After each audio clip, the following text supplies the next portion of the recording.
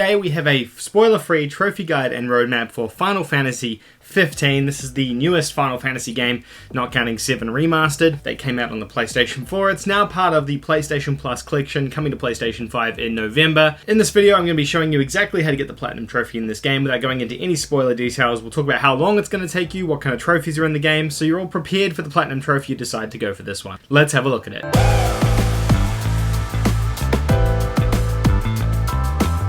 If you're a new viewer of the channel, please consider hitting that subscribe button down below. I make new videos like this every single day on the channel, taking a look at the latest PlayStation and trophy hunting news. Currently, we're working on 22 guides for the PlayStation Plus collection of games, so if you're after one of those games to play, I've probably already covered it on the channel, so go and check it out. This game is Final Fantasy 15. This is the newest game in the Final Fantasy franchise, and it kind of took a bit of a weird turn for Final Fantasy, turning the game more into a open-world, narrative-driven game, probably taking a lot more inspiration from Western RPGs versus JRPGs like it traditionally does. The game received relative critical acclaim when it launched a couple of years ago. It's really great that it's coming to PlayStation Plus for free now, so more people can check it out though. Trophy-wise, it's a pretty middle-of-the-road JRPG.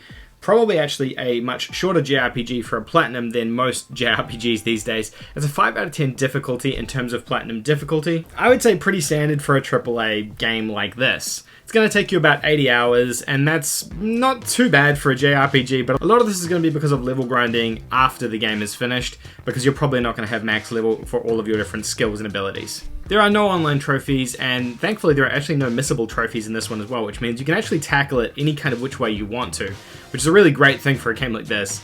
It does have difficulty trophies. You do have to play through on normal difficulty, which is kind of a little bit unusual, but it's worth pointing out. You can't play through on easy. There is a trophy just for finishing it on normal. It does require a single playthrough. There is no chapter select, but it is open world and you can kind of backtrack. And there is trophy stacks for this game. There are multiple trophy lists for it, which again, it's kind of unusual for a AAA game. Trophy breakdown is massive. There's actually 51 trophies. The list has ended up with 98 trophies total, but those include DLC trophies, which we won't be covering off today. The 51 trophies are broken into 17 story-related trophies, which is massive in terms of narrative trophies that are unmissable. So that's really where a massive chunk of trophies come into this, which is great. It's got 6 trophies for side quests and side missions, 8 trophies for leveling up all of your different ability skills. It's got 12 trophies associated with doing particular attacks and commands, spells, and utilizing some of your abilities. It's got 2 trophies for collectibles, and then 5 misc trophies for killing particular enemies and things like that. Actually a pretty decent and straightforward trophy list. Not massively a collectathon, but there are a decent number of collectibles in here too. But the leveling up your abilities is probably what's going to take you a fair bit of time, that and just playing through the main game. Steps to Platinum. Play through the main quest line in the game, realistically doing side quests and activities as they sort of come up and appear.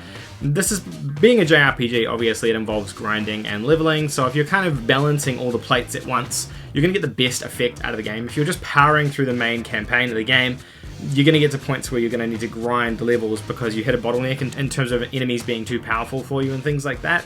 So by kind of doing a bit of everything, it levels it out, but also it does speed up steps 2 and 3 as well. It makes things much more even and probably a much more enjoyable experience. You can actually do this any way you want though. If you just want to play the main story and you just want to power through that, you're not going to be locked out of any trophies. There is nothing missable in this one.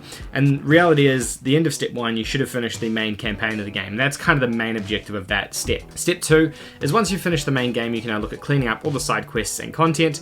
While doing this, you'll also be leveling up your character's skills and abilities. You can also take this chance to clean up any other misc trophies that you might have to tackle as well. Broad, right? But the reality is, you've seen the trophy list. It's not a very complex trophy list. Despite there being 51 trophies, which is a lot, the majority of them are tied to narrative-based content and leveling up your character. So focusing on fishing, cooking, survival, all of those skills and leveling those up. That's where a giant chunk of time is going to be spent here too, in terms of getting all of those skills to maximum level. The last step is just if it's required after you've done everything else. After you've finished with the side content, after you've done through all the misc trophies, you may still need to grind out some of those skills, and that's where this is the opportunity to do that. But that's really all there is to it. In terms of notable trophies, I haven't even created one because I don't feel it's completely necessary to call anything out. I guess the only thing I would mention here is there is a trophy for finishing the game on normal difficulty. It's kind of unusual that a game would have that in here. Normally they just have a finish the game trophy. This one one just has a finish the game on normal difficulty trophies. You don't have to play through on hard, but you can't play through on easy either. I guess that's kind of the optimal way they wanted you to play the game, but it's worth mentioning now so that you know and don't have to do an additional playthrough, which would take probably 80 hours or so. Anyway, that is Final Fantasy 15. Let me know what you guys think of this guide and of this game as well. Are you going to be playing this game in November as part of the Plus Collection? Maybe you've already played it, maybe you already have the Platinum Trophy in it. If you do, let us know in the comment section down below. Maybe you have some additional tips and tricks that you can give the rest of the audience so they can tackle this one easier as well. Remember to keep it spoiler free. Thank you guys so much for watching, I really appreciate it. We'll have another video like this out tomorrow, looking at another game on the PlayStation Plus Collection. Thanks for watching, and I'll see you in the next one.